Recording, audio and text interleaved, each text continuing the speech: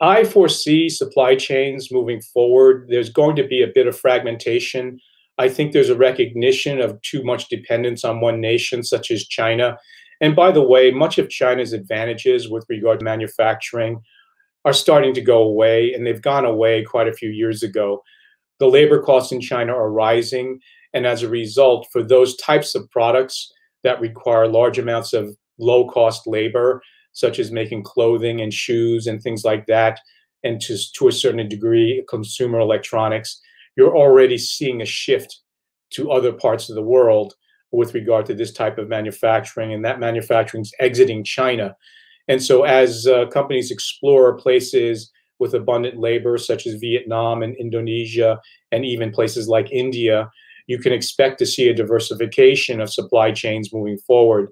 But one thing I will say about China is that there are many companies that are still engaged in China and indeed even increasing their investments in Chinese manufacturing.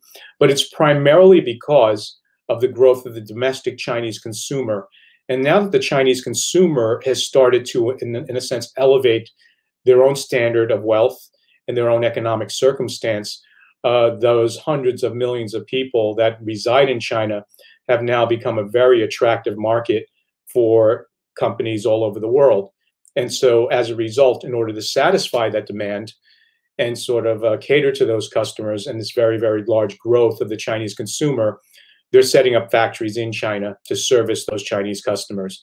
And so therefore, China will still continue to gain some degree of direct foreign investment in terms of manufacturing in China, but there will also be an exit, particularly of those types of companies that require large amounts of labor that